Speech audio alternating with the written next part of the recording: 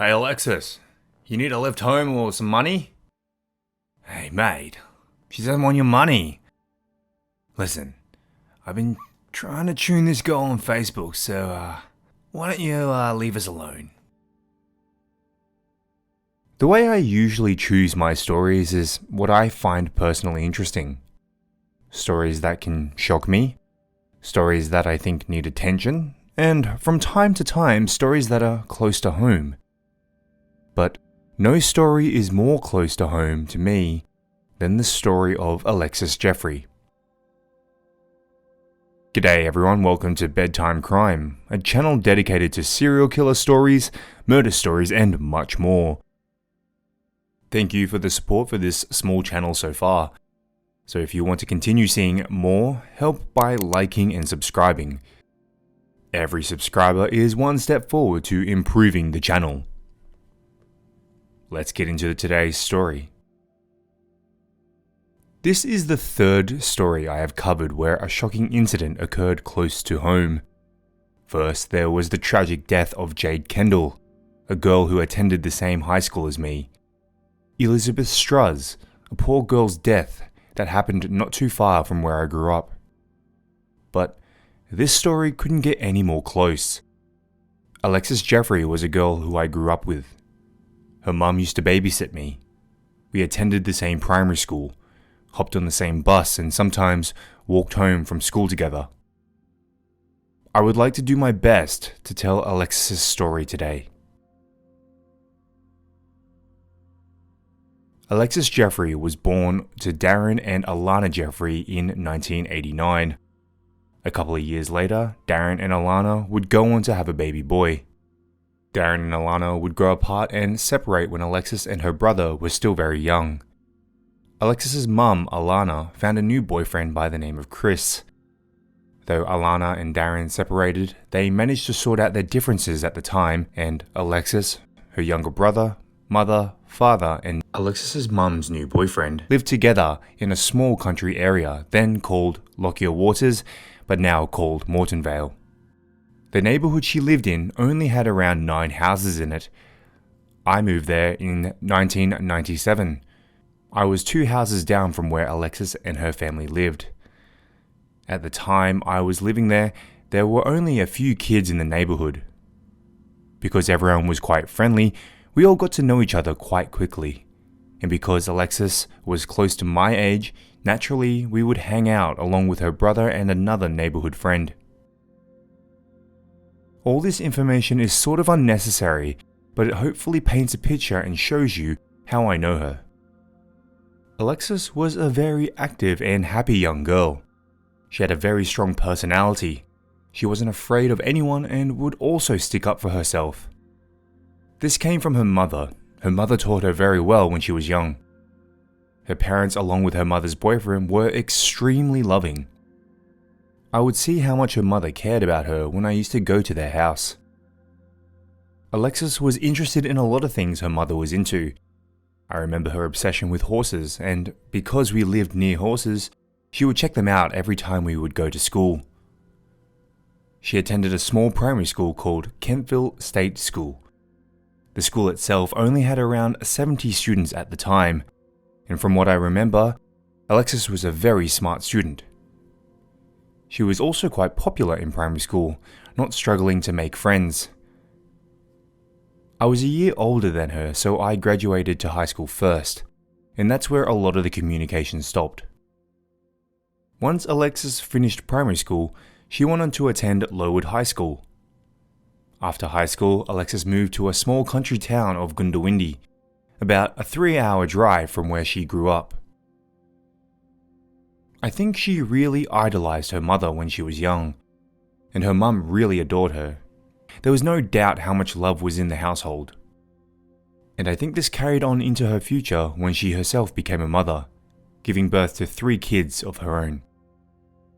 Sadly, Alexis wouldn't live long enough to see her kids grow up. Alexis's life was cut short. It was Monday night, March 15th, 2014. Not the usual night to go out partying, but Alexis decided to go out drinking with a couple of friends to the Queensland Hotel in Goondiwindi. It was reported that she was having a good night out, a lot of chatting and a few drinks as well. Alexis was out until the Queensland hotel shut its doors around 1 a.m. After the hotel closed, Alexis was seen talking to one of her friends, and after a brief chat with her friend, Alexis decided to walk home. She knocked back a lift from her friend because her house was only 500 meters from where she was drinking. Worried about her, another friend even offered to pay for a taxi for her to get home. She thought nothing of it, as getting home was just only up the road. So she turned down the offer from her friend. Sadly, the kind gesture of not taking her friend's money or the lift home would be a costly mistake. The last time her friend laid eyes on her was in the rearview mirror of his car, and the last time she was seen on camera was on CCTV. Alexis's half-naked body was found the next morning on the banks of the McIntyre River. There were marks and bruisings around her face, and she was left bloodied. One of the people who met up with Alexis on the night of her murder was 33-year-old Robert Ian Trebek. Trebek was a father and farm labourer mainly responsible for pig hunting. A low-educated man who was unstable at the time. Reports say leading up to meeting with Alexis, Robert and his ex-girlfriend had just broken up. He was also sacked from his job and somewhat homeless, staying with friends and getting occasional work in Bowen and Townsville, Queensland. Trebek became a person of interest when police reviewed CCTV footage and found Trebek getting out of a car and walking towards Alexis. Alexis and Trebek are then seen walking up the street at around 2 a.m. on March 16th, away from the hotel, heading towards Alexis's home. Trebek obviously became suspect number 1 on the police's list. Trebek spoke to the police on March 17th at his home. At first, Trebek lied to police by saying that he didn't know her name. Then, he said that he offered to walk her home, to which she refused.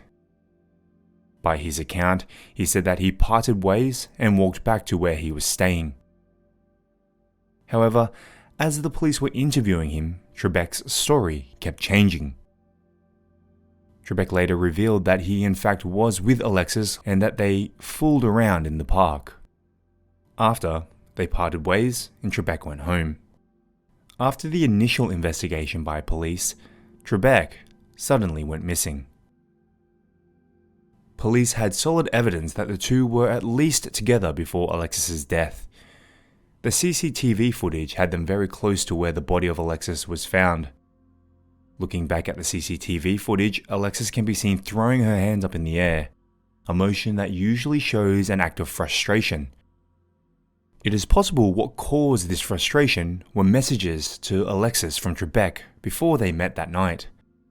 Alexis and Trebek supposedly got to know each other through Facebook, and before Alexis's death, many messages were exchanged between the two.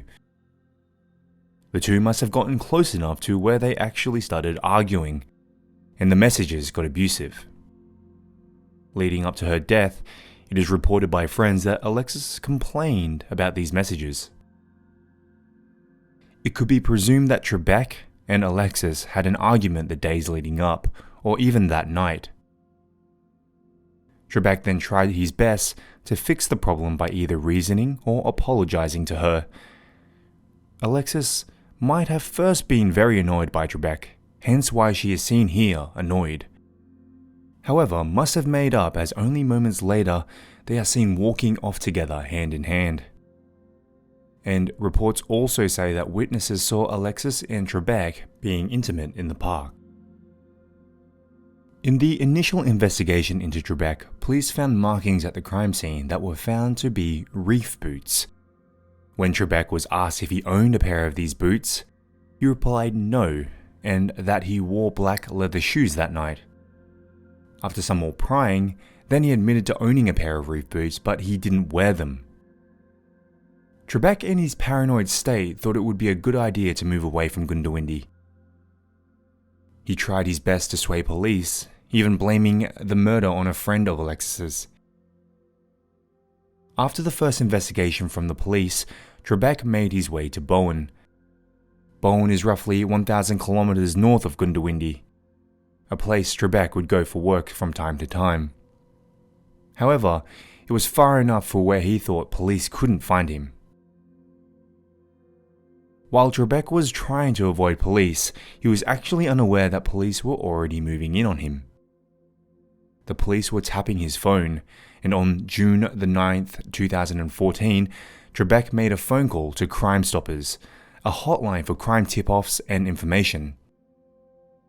He told Crime Stoppers that he was not linked to Alexis Jeffery's murder.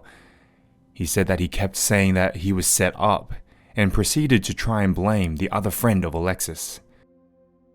However, with a strong alibi from the friend, it was concluded that he was not a part of the murder. Enough evidence was made to make an arrest for Robert Trebek. Evidence also showed Trebek's DNA on Alexis, and then arrested on Saturday, June 26, 2014. Trebek was later found guilty of Alexis's murder in 2016 and was sentenced to life. He had a retrial in 2019, but was found guilty again and continues to serve out his crime. It was concluded that Alexis was strangled with her own jeans and also beaten. She leaves behind 3 children, a loving mother, stepfather, and brother. Just a quick update on this story as well. As early as yesterday, which was March 14th, Trebek actually appealed against his conviction for the second time. Let's hope that his appeal fails again and that he spends the rest of his life in jail. When I heard this story, it was unbelievable at first. Though we never talked after I left for high school, it was still shocking to see someone you've spent some of your childhood with murdered. I was hesitant to do this story. I mean, we were only neighborhood friends for a small amount of time. But after looking up if there were any stories about her, I could only find a couple, and I thought it would be a good idea to spread her story. I don't deserve any credit or praise for this story, or any stories that I cover, to be honest. Instead, with these kinds of stories, it is more important to raise awareness. So instead, with stories like this, please leave your kind comments as if the family was watching themselves. Saying that, thank you to everyone who recently subscribed to this channel. The amount of support that I've received for this new channel has been overwhelming. Thank you again. Thank you for watching Bedtime Crime. If you enjoyed this story, please leave a like and subscribe to the channel. Every supporter helps this channel grow better and more content can be produced. See you next time.